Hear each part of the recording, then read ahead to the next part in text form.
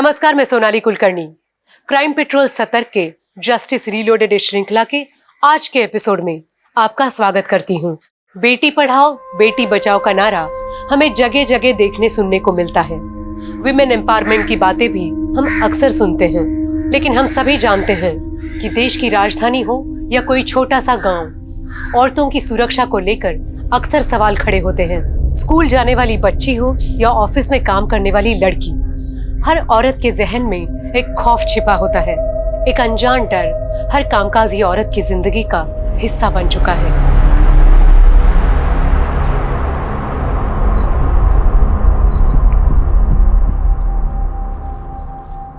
Good morning uncle. Good morning बेटा। Uncle दृष्टि कहाँ पर है? अंदर ही है कमरे में, जाओ मिल लो। हाँ। दृष्टि,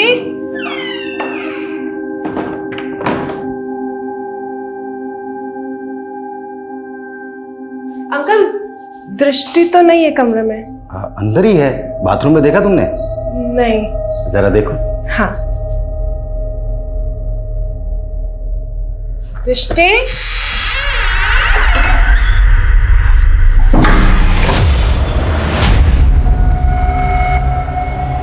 अंकल वो दृष्टि तो बात। अंकल क्या कर रहे हैं आप? ये छोड़ो मुझे, अंकल छोड़ो मुझे, छोड़ो, छोड़ो अंकल।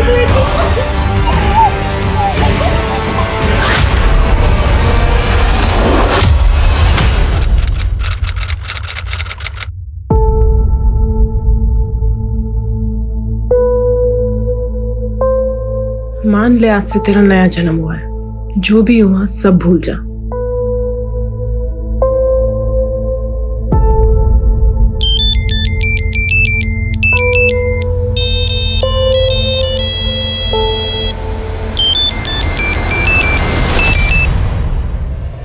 दुल्हनी, तेरी बड़ी याद आ रही। मिलने आना। और तूने ना किया ना, शादी भी टूट जाएगी। तेरा बिना कपड़े वाला फोटो है ना, वो तेरे होने वाले पति को भेज दूंगा।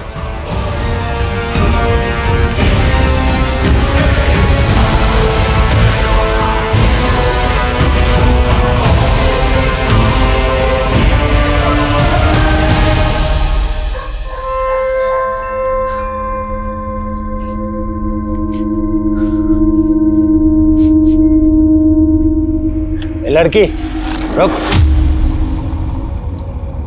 कौन है तू? हाँ, कौन है? और इतनी रात को अकेले में कहाँ घूम रही है? वो सर जी, वो दवाई लेने के लिए। पर इस गली में तो कोई दवा की दुकान नहीं। झूठ बोल रही है ना तू? घरों में ताका झाकी कर रही है चोरी करने के लिए। नहीं सर, मैं चोर नहीं हूँ, मैं अच्छी लड़की हूँ। तो इस अच्छी लड़की का नाम क्या है? जी, नगमा। और रहती कहाँ है? बोल। वो यहाँ से दूसरी गली, राजनिवास। चल, मैं तुझे घर छोड़ देता हूँ। चल।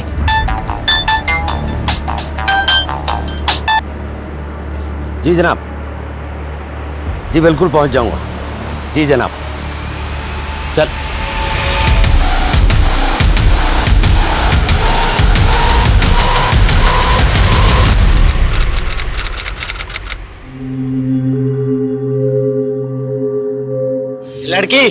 लड़की रुक। लड़की,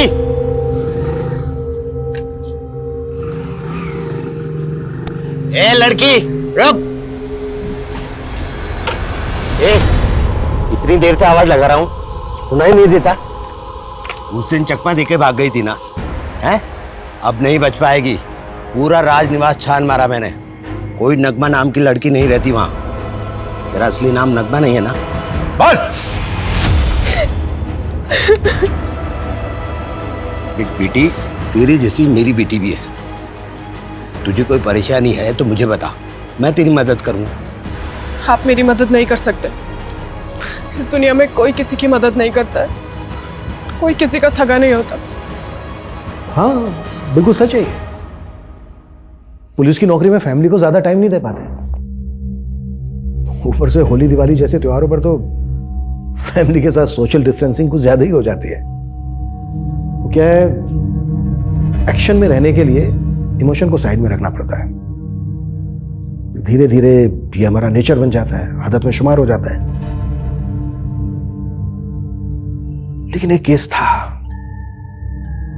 शुरुआत तो उसकी बस एक ऑर्डर फॉलो करने से हुई थी, लेकिन उस केस ने मुझे और मेरे नजरिए को पूरी तरह से बदल के रख दिया। इंटरनेशनल वुमेन्स डे को ध्यान में रखते हुए ऊपर से ऑर्डर मिले हैं कि जितने भी औरतों के खिलाफ हुए अपराध के अनसॉल्व केसेस हैं पूरी ओपन किए जाए। जिन जिन केसेस में औरतें विक्टिम हैं उन सबकी लिस्ट बनाओ और शाम तक ये सारी फाइल्स मुझे मेरे टेबल पे चाहिए।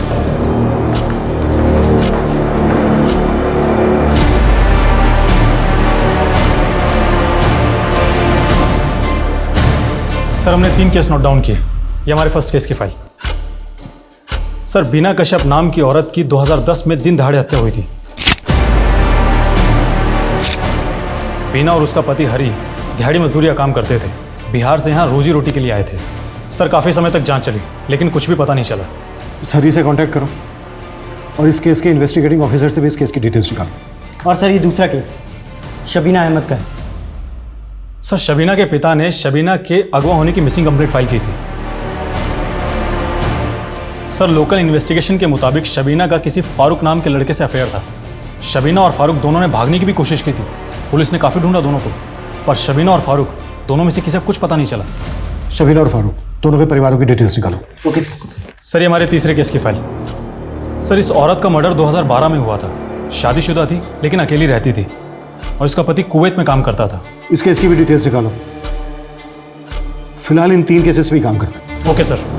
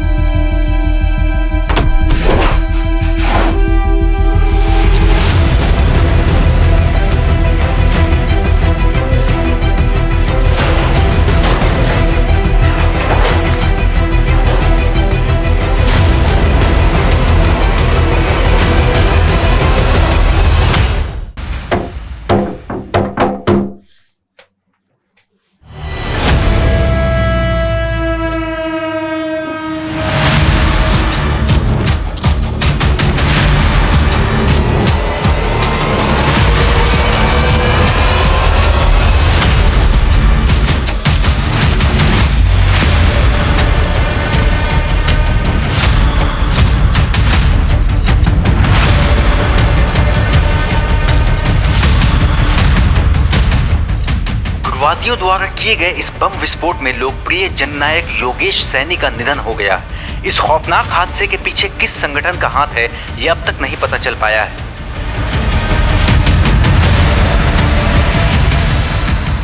सर बीना कश्यप के केस में एक अजीब बात पता चली है। सर बीना की हत्या के 2 महीने के अंदर अंदर उसके पति हरी ने दूसरी शादी कर ली थी।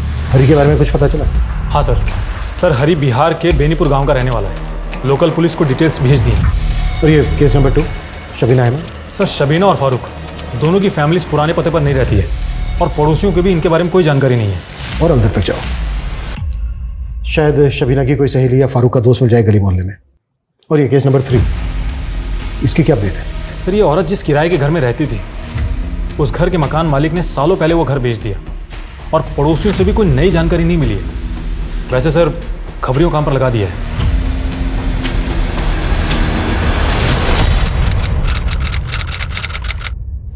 Thank you. देखिए मेरे लिए बहुत ही ऑनर की बात है कि ये यंग अचीवर अवार्ड के लिए मुझे चुना गया एंड आई रियली होप कि मेरी कहानी से बाकी यंगस्टर्स भी इंस्पायर होंगे। अरे वाह गोल बेटा, तूने तो कमाल कर दिया।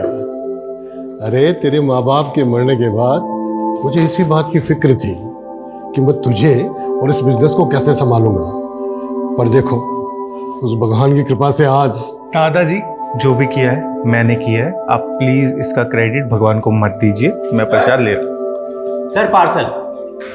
दादाजी 1 मिनट।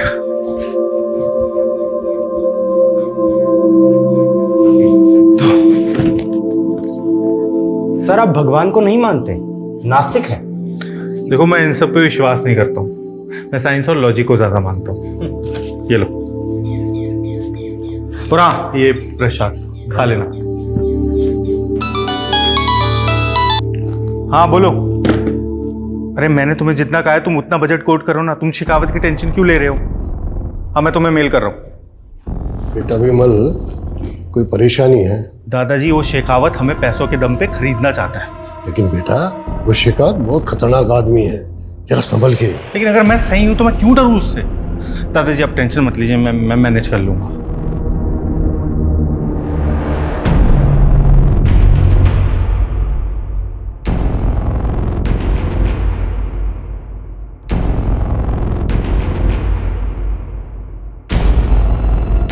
मुरली क्या हुआ, कुछ काम है क्या? कहना है कुछ? सर वो मेरी बीवी की तबीयत खराब है, आधे दिन की छुट्टी चाहिए। आपको घर ड्रॉप करके मैं... सुनो तुम एक काम करो, तुम गाड़ी यहीं पे रोक दो और तुम घर चले जाओ। जाओ, मैं खुद से ड्राइव करके चला जाऊंगा।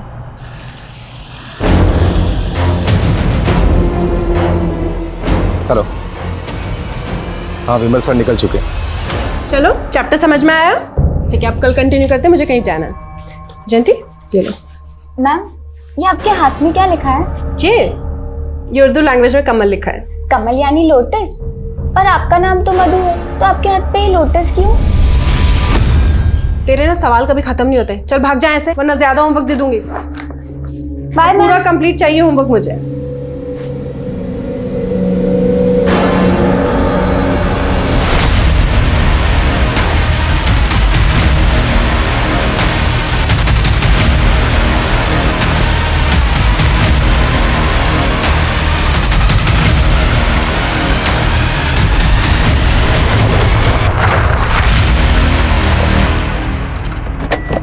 क्या बदतमीजी है, आपको दिखाई नहीं दे रहा?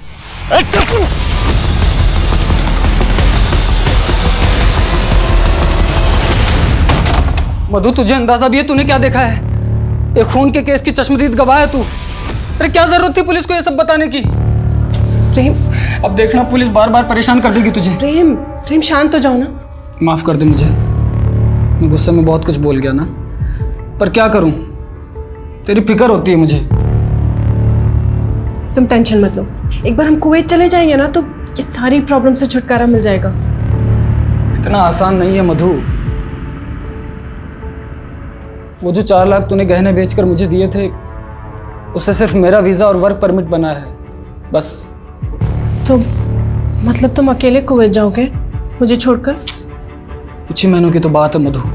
एक बार बस मैं वहां पहुंच गया तो फौरन पैसे कमाने के इंतजाम करने में लग जाऊंगा और फिर तुझे भी वहां बुला लूंगा। प्रेम लेकिन मैं यहाँ अकेले तुम्हारे बिना। मधु तुझे मुझ पे भरोसा तो है ना?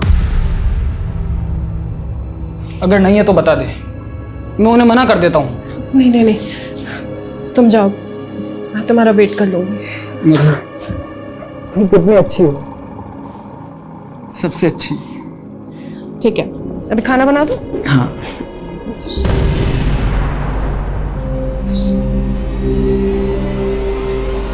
मधु मान गई। सर बीना कश्यप के मर्डर केस में हमारा पहला सस्पेक्ट उसका पति हरि है। सर लोकल पुलिस इसके गांव गई थी तो पता चला है कि अब वहां पर नहीं रहता है। और सर एक पड़ोसी से पूछताछ करने पर मालूम चला है कि पिछले कुछ सालों से ये केरला में दिहाड़ी मजदूरी का काम कर रहा है और 2 साल से अपने गांव भी नहीं लौटा है। केरला पुलिस को इसकी अपडेट भेजो। और ये केस नंबर 2 शबीना अहमद, इसकी क्या प्रोग्रेस है? सर शबीना के बारे में तो कुछ भी पता नहीं चला है, लेकिन फारूक के बारे में पता चल गया है। लोकल टीम उससे पूछताछ करने निकल चुकी है। और केस नंबर 3 इसकी क्या अपडेट है? सर इस केस के इन्वेस्टिगेटिंग ऑफिसर को मैंने पुलिस स्टेशन बुला लिया है। प्रेम लो, अच्छा सुनो, फ्लाइट में बैठते ही मुझे फोन करना भूलना नहीं। ये भी कोई कहने की बात है? और देखना 4-5 महीने बाद तुझे भी वहां बुला लूंगा। प्रेम मुझे भूल तो नहीं जाओगे ना? ऐसी बात कर दी है मधु, अगर तू नहीं होती तो मैं कभी कुवैत जा ही नहीं पाता। अब अगर तू ऐसे उदास रहेगी तो मैं जा नहीं पाऊंगा ना। थोड़ा हंस दे। अरे प्रेम भाई, वो गाड़ी आ गई है। सामान रख दूं मैं? हाँ, अरे मैं कुछ भूल गया। हाँ, अरे मधु भाभी मैं रख रहा हूँ ना। और आप ना फिक्र बिल्कुल मत करना, मतलब प्रेम भाई जा रहे हैं तो क्या हुआ, हम तो हैं आपकी खिदमत में, पूरा ख्याल रखेंगे आपका। अरे प्रेम भाई क्या कर रहे हो? मुझे अरे जा रहे हो, हमारे लिए कुछ लेकर आना। हाँ आइए।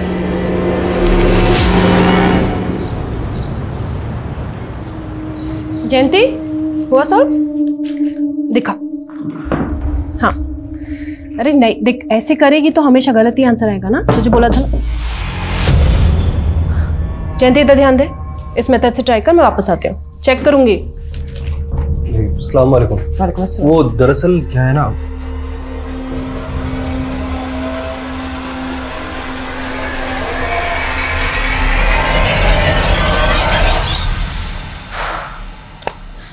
मधु मैम, मधु मैम, मधु, मधु मिली क्या मधु? नहीं, हमने पानी टंकी के पास देखा पर मधु कहीं नहीं मिली। मैं वहां देख कर आती हूँ। हम उधर देखते हैं। हाँ गौतम भैया, मधु मैडम को पता चला क्या? अरे नहीं भाभी, सारे में देख लिया, कहीं पता नहीं चल रहा मधु भाभी का। मुझे लगता है प्रेम भाई को हमें बता देना चाहिए। हाँ।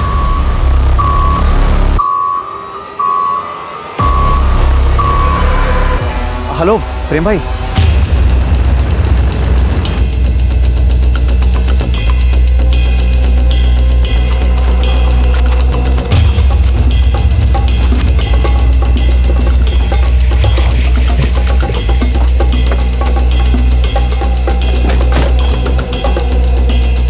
पीछे हटिए, पीछे पीछे पीछे पीछे चलिए।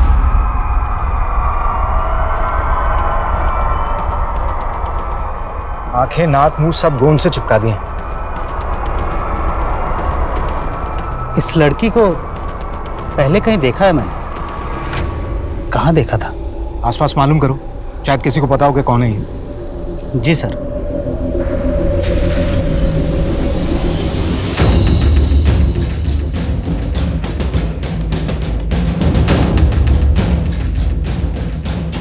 सर, लड़की की पहचान हो गई सर, मधु नाम है इसका। बच्चों को ट्यूशन पढ़ाया करती थी, यहीं पास के मोहल्ले में रहती थी। आज सुबह ही अचानक गायब हो गई थी सर। आखिरी बार किसने देखा था इसे? जयंती बेटा, डरने की कोई बात नहीं है, अच्छी तरीके से याद करके बताओ। जो आदमी तुम्हारी मधु मैम से मिलने आया था आज, वो कैसा दिखता था? अंकल मैंने उनका चेहरा नहीं देखा, लेकिन वो इतने लंबे थे। अच्छा, क्या एज होगी उनकी? मतलब बाल काले थे, सफेद थे, कुछ याद है? काले थे, और मधु मैम के सामने होने के कारण मैं उनका चेहरा नहीं देख पाई। वो आपस में कैसे बात कर रहे थे? मतलब लड़ाई कर रहे थे या प्यार से बात कर रहे थे? वो तो मुझे पता नहीं, लेकिन अंकल ने उन्हें अस्सलाम वालेकुम बोला था। अस्सलाम वालेकुम। और अंकल के हाथ में कुछ सिल्वर कलर का ब्रेसलेट था। इस लड़की को ड्रग्स के इंजेक्शन दिए गए थे, उसके बाद गोंद से इसकी आंखें, नाक और मुंह को चिपका दिया गया। सफोकेशन से इसकी मौत हो गई थी। मुझे लगता है कि मारने वाले इन्वेस्टिगेशन से सामने क्या है? जो सामने आया उससे तो केस सुलझने की बजाय और उलझ गया।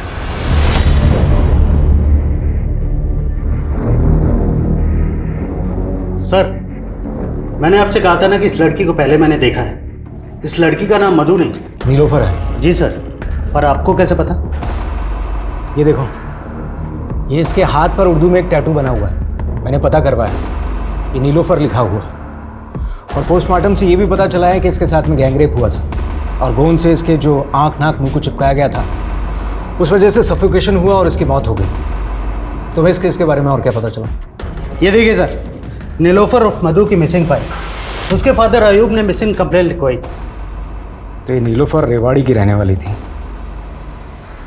लेकिन नीलोफर से मधु क्यों बनी? फिर हमने नीलोफर के पति प्रेम से बात की, जो उस वक्त कुवैत में था।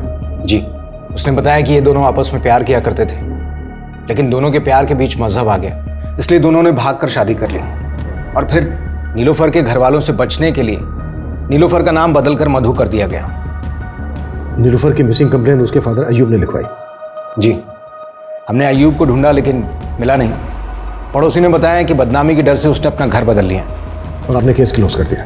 जी नहीं, हमने और एंगल टटोले। सर, मुझे लगता है कि ये केस नीलोफर के अतीत से जुड़ा हुआ है। नीलोफर की बीती जिंदगी में जाने से कुछ नहीं होगा। जो आदमी नीलोफर से मिलने आया था उसी ने उसका मर्डर किया। तो सर, इलाके के सारे स्ट्रीट को उठा ले। जयंती बेटा, डरने की कोई बात नहीं है, अब ध्यान से देखकर बताओ इनमें से कौन था। डरो मत, तुम उन लोगों को देख सकती हो, वो तुम्हें नहीं देख सकते। वो तो नहीं था, या वो वाला? हम काफी महीनों तक इस केस में लगे रहे मगर कोई क्लू नहीं मिला। फिर मेरा ट्रांसफर हो गया। मैं सिर्फ यही कह सकता हूं कि इस केस में मैंने अपनी तरफ से कोई कोर कसर नहीं छोड़ी। आपने कोई कसर नहीं छोड़ी। क्या आपने नीलोफर के पति प्रेम को इंट्रोगेट किया? जो आदमी नीलोफर से मिलने आया था, क्या उसके अलावा आपके पास कोई दूसरा सस्पेक्ट था? क्या ये पॉसिबल नहीं है कि नीलोफर ऑनर किलिंग का शिकार हुई, उसके पिता अयूब ने ही उसका मर्डर किया हो? जी नहीं, आप ये बताइए कि किस बेसिस पे आप इस नतीजे पर पहुंचे कि जो आदमी नीलोफर से मिलने आया था उसी ने नीलोफर को मारा? अगर उसका इरादा नीलोफर को मारने का होता तो क्या वो जयंती की मौजूदगी में आता? और अगर वो जयंती की मौजूदगी में आया भी तो क्या उसको जिंदा छोड़ता? एक्चुअली इस तरह से हमने सोचा ही नहीं। इस केस को हमें शुरू से इन्वेस्टिगेट करना होगा। सबसे पहले यह पता लगाओ कि नीलोफर का पति अभी भी कुवैत में है या इंडिया लौटा है। सर, और सर नीलोफर की स्टूडेंट जयंती, जिसने आखिरी बार नीलोफर को देखा था, उसके बारे में पता लगाता हूँ। जिस ब्रूटैलिटी के साथ नीलोफर को मारा गया, उसकी आंखें, नाक, मुंह सब ग्लू से चिपकाए गए, सफोकेशन से मरी वो। उससे तो यही लगता है कि किसी की गहरी रंजिश रही होगी नीलोफर के साथ। सर, नीलोफर के पिता अयूब ने अपनी बेटी की मिसिंग कंप्लेंट तो फाइल की थी, लेकिन उसकी मौत के बाद से एकदम से गायब हो गया। अयूब ने समाज के डर की वजह से अपनी बेटी को नहीं अपनाया होगा, या फिर वजह कुछ और रही होगी। अयूब भाई, अब नीलोफर काफी बड़ी हो गई है, उसकी शादी के बारे में आपने कुछ सोचा या नहीं? अगर उसकी अम्मी जिंदा होती तो अच्छा सा लड़का ढूंढ देती नीलोफर के लिए। अरे आप एक बार बोलकर तो देखिए, नीलोफर के लिए एक से एक लड़कों की लाइन लगा देंगे। 2 जगह बात चलाई है, अगर जवाब नहीं आता है तो बताऊंगा। जी जरूर।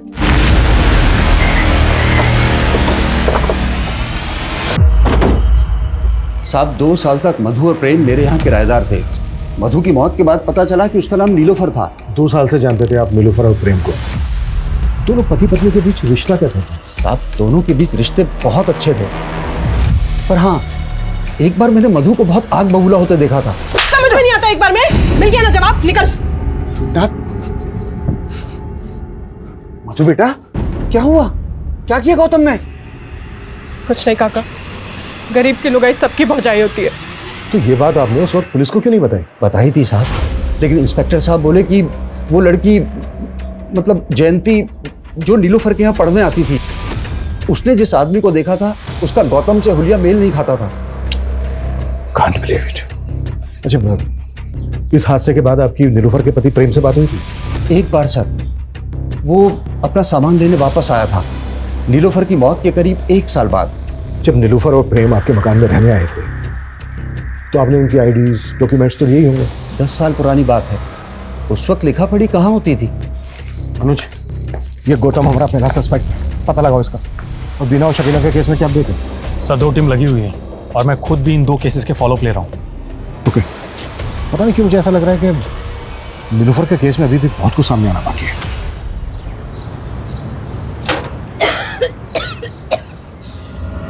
अम्मी, ये क्या हालत बना रखी है आपने अपनी? नीलोफर,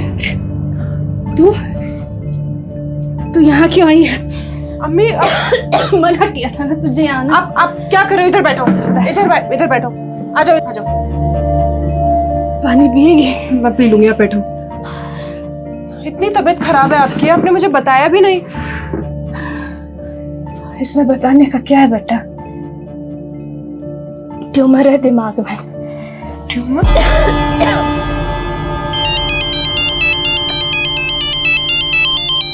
हाँ हेलो गौतम, मेरी अभी अम्मी के डॉक्टर से बात हुई। उन्होंने बोला कि अम्मी के इलाज के लिए 6 लाख रुपए लगेंगे। 6 लाख? नीलोफर, इतने रुपए कहाँ से आएंगे? कुछ समझ में नहीं आ रहा है, क्या करूं। मेरे पास करीबन 1 लाख रुपए रहेंगे, लेकिन बाकी के पैसे, गौतम तुम कुछ करो ना। अरे नीलोफर, अब मैं क्या करूंगा इसमें? लेकिन हाँ सुन, तू अगर चाहे ना तो तेरे लिए ये 6 लाख रुपयों का जुगाड़ करना कोई मुश्किल बात नहीं है, अगर तू चाहे तो।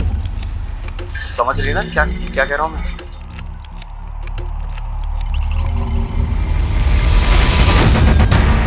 देख, बड़ा सेठ है। अरे तेरी फोटो देख के हिल गया था। अब तेरा जलवा देखेगा तो पिघल जाएगा। आजा।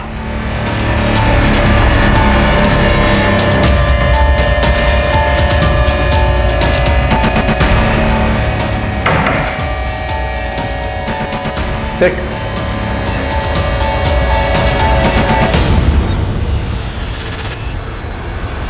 सर बीना के पति हरी ने बताया कि उसने बीना की मौत के तुरंत बाद शादी सिर्फ अपने 2 बच्चों के लिए की थी, जिन्हें वो अकेले संभाल नहीं पा रहा था। हरी ने उस वक्त किसी पे शक जताया था? सर उसकी कंस्ट्रक्शन साइट पे 2 मजदूर थे, दीपक और रूपेश। दोनों शराबी थे और बीना की उनसे कुछ कहासुनी भी हुई थी। हरी का स्टेटमेंट वेरीफाई करो। सर। और शबीना केस पे क्या अपडेट है? सर मेरी फारूक से बात हुई है, अब वो शादीशुदा है, लेकिन सर उसकी शादी शबीना से नहीं बल्कि किसी और ही लड़की से हुई है, और सर उसने शबीना को नहीं भगाया था। फारूक पे नजर रखो और फारूक के दोस्तों से भी बात करो। सर। हाँ अनुज।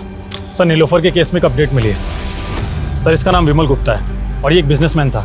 सर 2012 में इसका दिन दहाड़े कत्ल हुआ था और नीलोफर इसके केस की चश्मदीद गवाह थी। और नीलोफर का मर्डर कब हुआ? सर इसके हियरिंग से 2 दिन पहले, और नीलोफर इसके हियरिंग में गवाही भी देने वाली थी। विमल केस में सस्पेक्ट कौन था? सर विमल के केस में प्राइम सस्पेक्ट ये गुंजेश नाम का डिलीवरी बॉय था। सर ठोस सबूत ना मिलने की वजह से कोर्ट ने इसे बरी कर दिया था। गुंजेश, इस पजल की आखिरी कड़ी एक गुंजेश ही हो सकता है। सालों पुराने केसेस को रीओपन करके किसी अंजाम तक पहुंचाना आसान नहीं होता। सबूत मिट चुके होते हैं, गवाह जुटाना मुश्किल होता है। मधु उर्फ नीलोफर के केस में भी कुछ ऐसा ही हो रहा था। इस केस का रुख मोड़ने वाला सबसे अहम गवाह अभी पुलिस की पहुंच से काफी दूर था।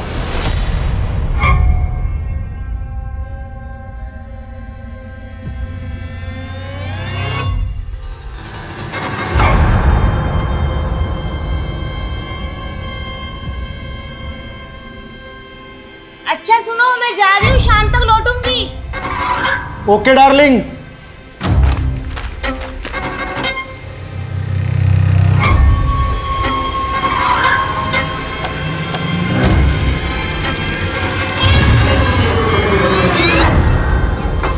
अरे कहाँ चली मेरी रानी?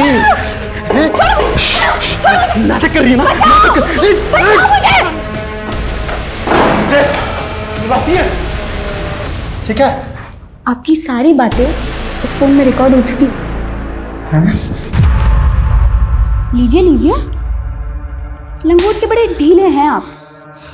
चलिए अब थोड़ा पैसा ढीला कीजिए, वरना ये सारी फुटेज ना मालकिन को दिखा दूंगा।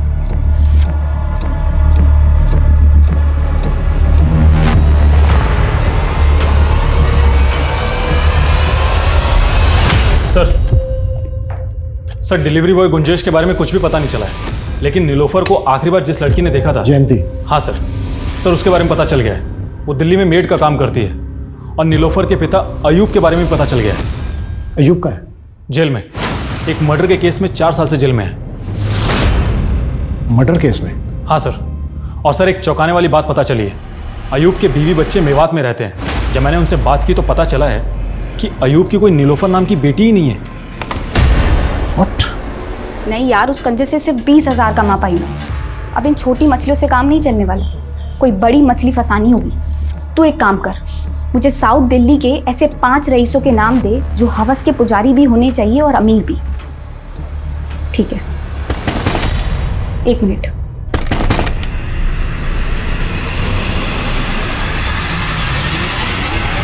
जी जयंती जी कहिए। मुझे तुम्हारी टीचर मधु के मर्डर के सिलसिले में तुमसे कुछ बात। लेकिन मुझे कोई बात नहीं करनी। सुनो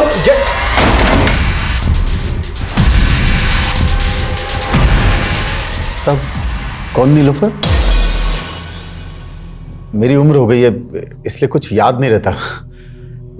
आप क्यों मुझे परेशान कर रहे हैं? कम से कम जेल में तो चैन से रहने दीजिए। अच्छा, जेल में लोग चैन से रहने नहीं, सजा काटने आते हैं। एक मदद कर हमारी ये जानने में कि नीलोफर की मौत कैसे हुई थी, नहीं तो तुझे तेरी बेटी नीलोफर का कातिल साबित करना हमारे लिए कोई बड़ा काम नहीं होगा। चल बोल, कैसे हुई थी तेरी बेटी नीलोफर? नीलोफर मेरी बेटी नहीं थी साहब, नीलोफर कॉल गर्ल थी।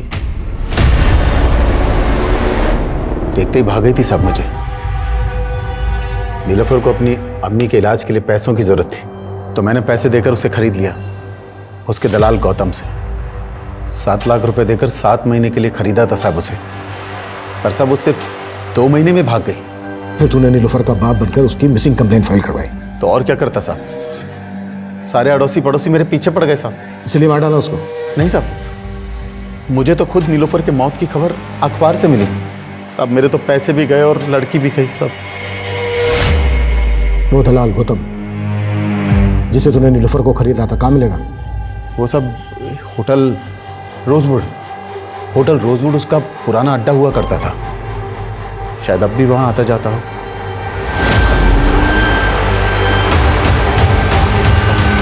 सर, नीलोफर के केस में कड़ियां तो जुड़ रही हैं, क्योंकि उसके मकान मालिक ने बताया था कि गौतम को उसने थप्पड़ मारा था। कहीं ऐसा तो नहीं है कि ये गौतम नीलोफर को वापस प्रोस्टिट्यूशन में ले जाना चाहता था और नीलोफर तैयार नहीं थी इसके? अनुज, होटल रोजवुड पे नजर रखो, ये गौतम किसी भी हालत में बचना नहीं चाहिए। Okay sir. और हाँ सर, जयंती भी कॉपरेट नहीं कर रही है। जयंती के लिए ऐसा? सर एटीटी ने फाइल भेजी, नीलोफर के केस से कनेक्टेड है।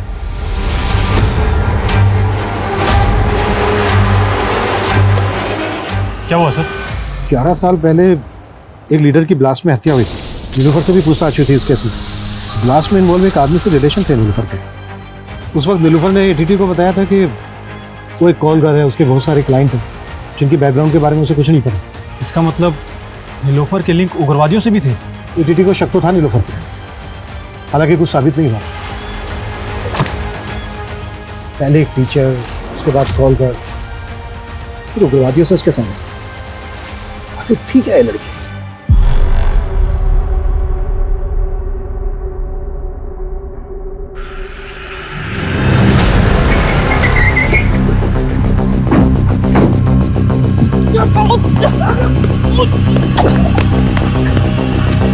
लगे 40। क्या कहा तूने? हाँ साहब, मैं नीलोफर से पहले उसकी माँ रुखसाना के लिए कस्टमर लाता था।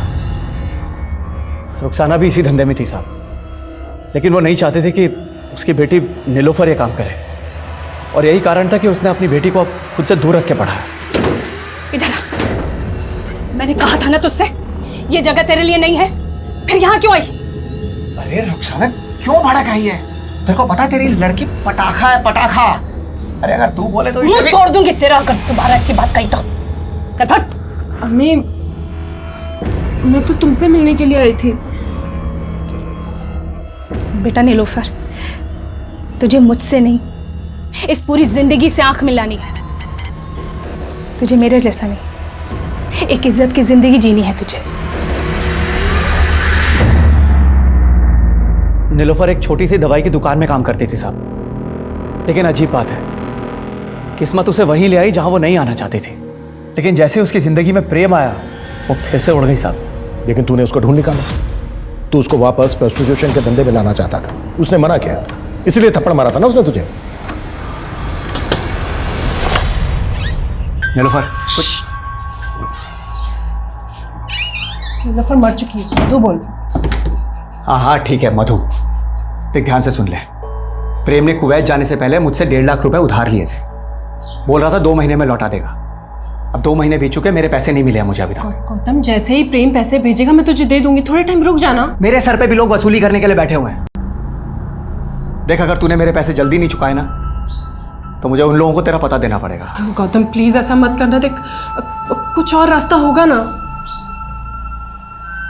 कोई और रास्ता?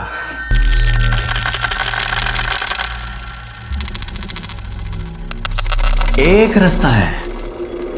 शर्म नहीं आती तुझे? उसने धंधा करने से मना कर दिया, इसलिए तूने उसको मार डाला।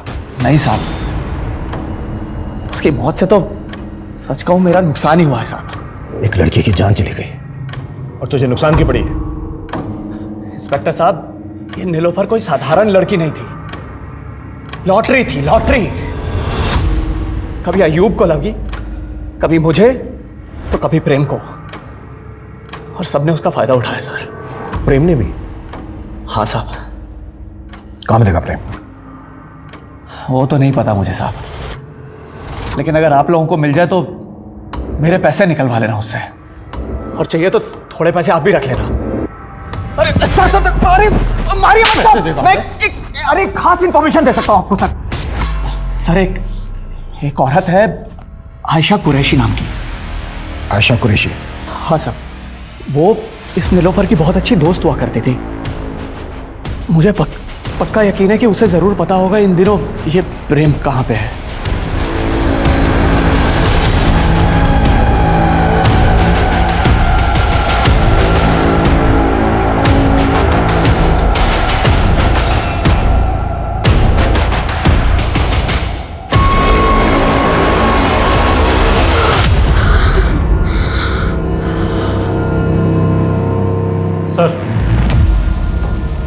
सर गौतम सही कह रहा है, आयशा अलवर में ही रहती है। नीलोफर का केस काफी उलझाने वाला है, पर मुझे कुछ तो है जो अभी भी इस केस में छूट रहा है। एनीवे, मैं जयंती से बात करने की कोशिश करता हूँ, तुम अलवर जाओ, आयशा से मिलो। सर।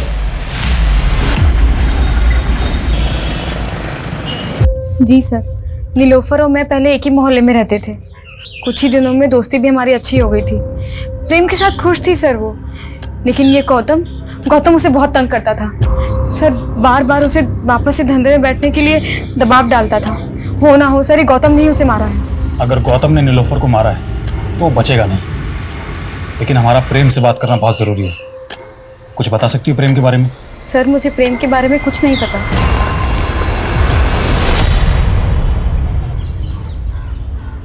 जयंती, मैं जानता हूं उस हादसे ने तुम्हारी जिंदगी बदल कर रख दी थी। देखो, अगर तुम हमें नीलोफर, मेरा मतलब है कि मधु के कातिल तक पहुंचने में मदद करोगी तो न सिर्फ मधु को इंसाफ मिलेगा बल्कि तुम्हें भी सुकून पहुंचेगा। सर आज भी उस आदमी के पैरों की आहट मुझे डरा देती है। अब वो डरेगा, बस जितना तुम उस आदमी के बारे में जानती हो उसके बारे में ज्यादा से ज्यादा हमें बताने की कोशिश करो ताकि हम जल्दी से उस तक पहुंच सकें। सर मैं ज्यादा कुछ तो नहीं जानती, लेकिन उसने अपने हाथ में एक सिल्वर कलर का ब्रेसलेट पहना था। ब्रेसलेट? हाँ सर। अच्छा जयंती, मधु ने कभी जिक्र किया था तुमसे कि उसका पति प्रेम कहाँ का रहने वाला है? कुछ इस बारे में बताया था?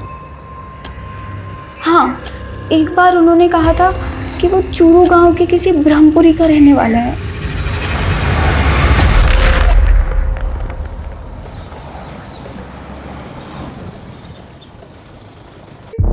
प्रेम शुक्ला? सब प्रेम को तो 2015 में किसी ने मार दिया था। कैसे हो सकता है? कितना नजदीक थे हम केस सॉल्व करने के। सर प्रेम की postmortem report.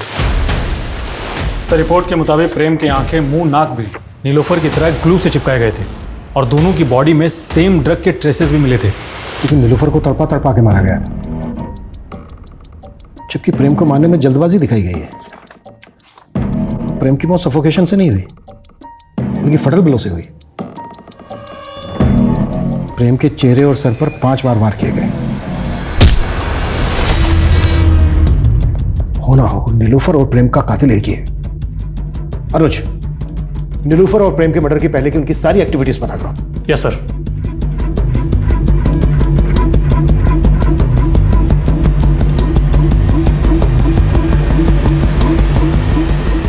Sir Sunil Kumar नाम के एक सुनार का पता चला है जिसे नीलोफर ने मरने से 3 दिन पहले 3 लाख के गहने बेचे थे। क्या नाम बताया तुमने सुनार?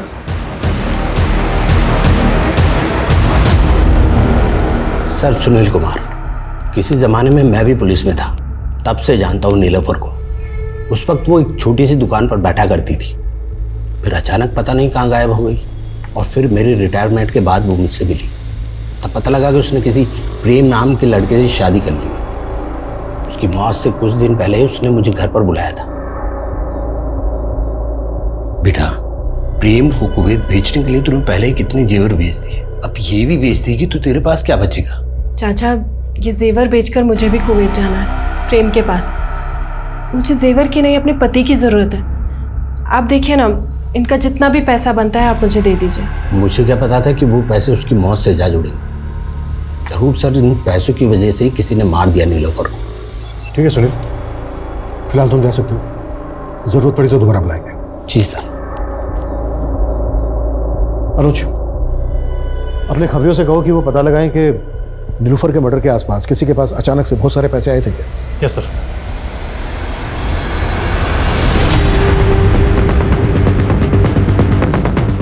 मैं तेरी मदद करूंगा।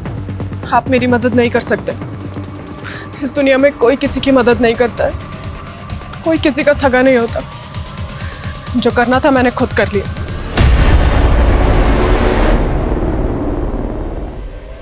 ये तो मर गया। तूने किया है सब? कैसे मारा इसे? का इंजेक्शन देकर उससे हार्ट अटैक आ गया इसको। तुझे कैसे पता इस इंजेक्शन के बारे में? फार्मेसी की स्टूडेंट हूं मैं और इसको मैंने ही मारा। अरेस्ट कर लीजिए मुझे। मेरी भी बेटी है, मैं समझ सकता हूं कि तुझ पर क्या बीती होगी, और अब मेरी बात ध्यान से सुनो। तूने मनोहर लाल को नहीं मारा, ये हार्ट अटैक से मरा है। तू ये सब कुछ भूल जा और जा अपनी नई जिंदगी शुरू कर। जा बेटी, जा। सर, जिस एरिया में नीलोफर का मर्डर हुआ था उसी एरिया के आसपास 3 और औरतों का मर्डर हुआ था। और हाँ सर, उन 3 औरतों का मर्डर भी उसी ड्रग से हुआ था जिससे नीलोफर और प्रेम कुमार का हुआ था। उनकी आंखें और मुंह भी ग्लू से चिपकाए गए थे? नहीं सर, लेकिन हाँ सर, उन सभी ने नीलोफर की तरह मरने से कुछ दिन पहले कोई जेवर या प्रॉपर्टी बेची थी। लाखों रुपए जमा थे उनके पास, जो उनको मारकर लूट लिए गए थे। ये किसी सीरियल किलर का काम तो नहीं है? सर, नीलोफर के मोहल्ले में एक शोएब नाम का आदमी रहता था। सर, वैसे तो कड़का था, लेकिन अचानक से उसके पास काफी पैसा आ गया था और नीलोफर की मौत के कुछ दिन बाद ही शोएब अपनी बीवी के साथ नए घर में शिफ्ट हो गया है। ये देखिए सर, ये उसका एड्रेस है। हाँ सर, शोएब मेरे पति है। कहाँ मिलेगा शोएब इस वक्त? सर, वो अक्सर शहर के बाहर रहते हैं। अभी इस वक्त वो कहाँ हैं मुझे नहीं मालूम। ओके, कोई बात नहीं। शायद हो सकता है आयशा जी आपको याद ना आ रहा हो कि वो कहाँ है, पर कोई बात नहीं, हम याद दिलवा देंगे। ये पूजा है। पूजा, जरा आयशा जी को याद करवाओ। सर मैं बताती हूँ सर।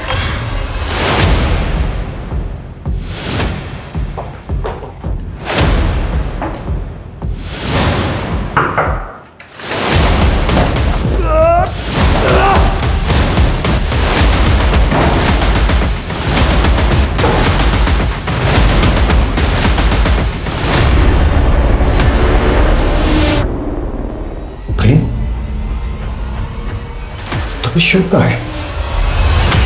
आयशा का पति शोएब का है? शोएब छोटा मोटा चोर था। जब वो जेल में था तो मैं और आयशा करीब आए और हम दोनों को प्यार हो गया। आइए आइए आयशा जी, आइए। आप ही का इंतजार था, बता रही है। आगे बोल। आयशा शोएब को छोड़कर मेरे साथ शादी करना चाहती थी, इसलिए हमने एक प्लान बनाया था। शोएब बहुत पुराने ख्यालातों वाला था और जब वो जेल से छूट कर आया तो आयशा ने उससे बताया कि पैसे कमाने के चक्कर में उसने प्रोस्टिट्यूशन का धंधा करना शुरू कर दिया है। सर, मुझे लगा था ये सुन के शोएब बहुत खफा होंगे और मुझे तलाक दे देंगे और फिर तुम प्रेम के साथ शादी कर लोगे। जाहिर सी बात है, ऐसा हुआ नहीं होगा। जी हाँ सर, लेकिन हमने हार नहीं मानी सर। मैंने नीलोफर को बेवकूफ़ बनाकर उससे पैसे लिए और फिर कुवैत चला गया। तू भी छुटकारा पाना चाहता था नीलोफर से? हाँ, लेकिन वो भी शोएब की तरह मुझे छोड़ने को तैयार नहीं थी। मैं जानती थी शोएब पैसा कमाने के लिए बहुत हाथ पैर मार रहा है। ये बात आयशा ने कुवैत फ़ोन करके मुझे बताई। मुझे एक आइडिया आया। मैंने शोएब को नीलोफर का खून करने के लिए पैसे का लालच दिया था और वो मान गया। अस्सलाम वालेकुम। वालेकुम अस्सलाम। जी, दरअसल वो आयशा की तबीयत अचानक से बिगड़ गई है। आप चलिए ना मेरे साथ। चलिए।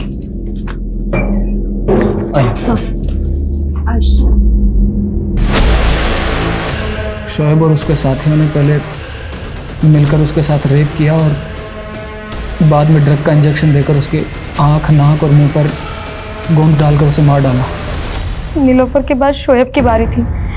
प्रेम जब कुवैत से लौटे तो हमने शोएब को भी ड्रग का इंजेक्शन दिया और नीलोफर की तरह उनकी आंखों में, नाक में और मुंह में ग्लू डाल दिया और सर पे पत्थरों से कई बार वार किया।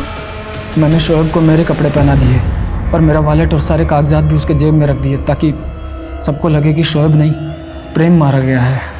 नीलोफर की आंखें, नाक, मुंह, इन सब जगहों पर ग्लू क्यों डलवाया? इतनी बेरहमी से क्यों मरवाया उसको? क्योंकि उसने मेरी आंखों में धूल झोंकी थी। उसने मुझे अपने अतीत के बारे में नहीं बताया था। और तूने जो इतने लोगों की आंखों में धूल झोंकी है वो? और शोएब को इस तरह से क्यों मरवाया तूने? ताकि पुलिस को लगे कि दोनों को एक इंसान ने मारा है।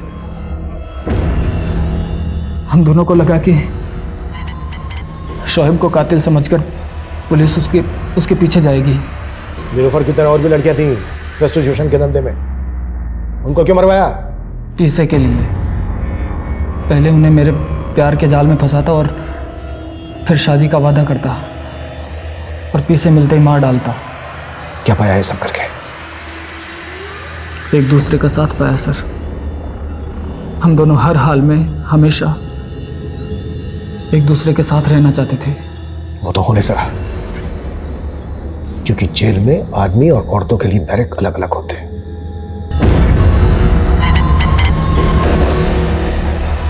मधु उर्फ नीलोफर की कहानी ने मेरी अब तक की क्राइम की समझ पर कई सवाल या निशान खड़े कर दिए। मुझे एहसास हुआ कि कभी कभी इंसान पूरी तरह से सही या गलत नहीं होता है। कई बार इंसान हालातों के आगे मजबूर भी होता है। इसलिए आप सभी से मेरा अनुरोध है कि किसी को भी जज करने से पहले एक बार उसके हालातों के बारे में जरूर सोचें। रीओपन किए गए तीनों केसेस को सॉल्व करने में पुलिस कामयाब रही। बीना की हत्या के जुर्म में उसके पति हरी को पुलिस ने अरेस्ट कर लिया। शबीना अहमद ऑनर किलिंग का शिकार हुई थी। शबीना के पिता और भाई ने ही उसकी हत्या की थी। वो दोनों भी इस वक्त पुलिस की हिरासत में हैं। देश ने विमल की हत्या की क्योंकि विमल भगवान को नहीं मानता था। सर आप भगवान को नहीं मानते, नास्तिक हैं। देखो मैं इन सब पे विश्वास नहीं करता हूँ, मैं साइंस और लॉजिक को ज्यादा मानता हूँ। और उसकी बातों से गुंजेश की भावनाओं को ठेस पहुंची थी। प्रेम और आयशा ने मधु और शोएब की लाशों पर अपने प्यार का आशियाना बनाना चाहा, लेकिन जुर्म की दीवार से टिकी इमारत हमेशा ठह जाती है। इन केसेस की कामयाबी से एक बार फिर से ये बात साबित हो गई कि अपराधी कितना ही शातिर क्यों न हो, कानून के शिकंजे से ज्यादा देर बच के नहीं रह सकता। जैसे हर केस की एक नियति होती है, वैसे हर अपराधी की भी एक नियति होती है। Crime never page. हर मुजरिम की नियति में उसके अपराध का दंड लिखा होता है। अब मैं सोनाली कुलकर्णी आपसे विदा लेती हूँ। फिर मिलेंगे क्राइम पेट्रोल सतर्क जस्टिस रीलोडेड में एक नए केस के साथ। तब तक अपना और अपने परिवार का ख्याल रखिए।